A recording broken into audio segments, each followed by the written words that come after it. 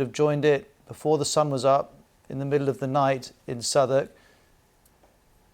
And they are taking their opportunity, just as America's president is, to pay their respects to Queen Elizabeth.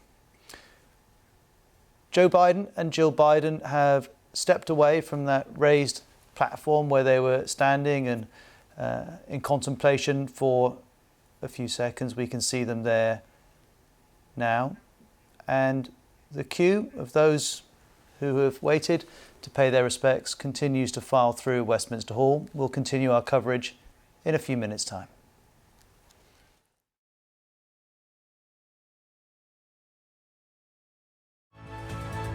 I stand with Afghan girls and Afghan women, and I want to bring attention to their voices. Нет, Россия не белая, не пушистая. Россия такая, какая она есть. И мы не стыдимся показывать себя такими, какими мы есть. I would like to think that we can see a new range of leadership traits being modelled where kindness isn't seen as weakness. The way to counter Russia is through strength. When big names talk, they talk to the BBC.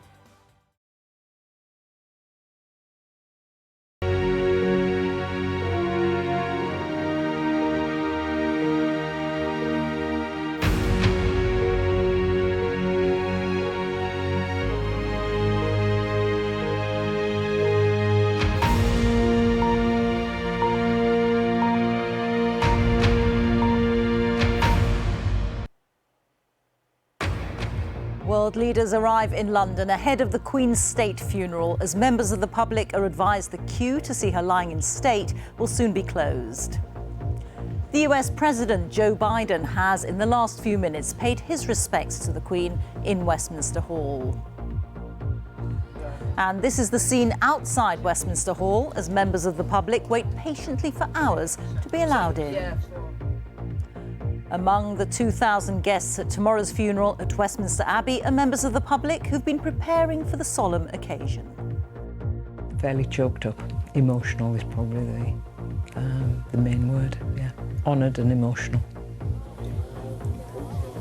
I'm here on the Mall where people are preparing to camp overnight ahead of the funeral. Also on the programme. In Ukraine, President Zelensky says he has more evidence of torture carried out by Russian forces in the east of the country. And a huge typhoon strikes southern Japan. Around 3 million people are told to evacuate their homes.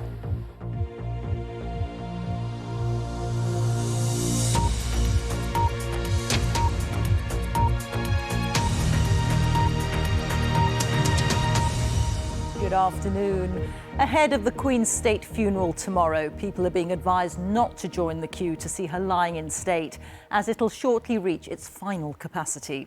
Those who were already in line will be admitted into Westminster Hall until just before 6:30 a.m. tomorrow.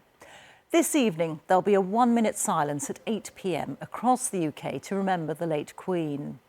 During the day, King Charles greeted foreign dignitaries and world leaders arriving for Her Majesty's state funeral, which will be held at Westminster Abbey tomorrow morning. He also held an audience with the Prime Minister, Liz Truss.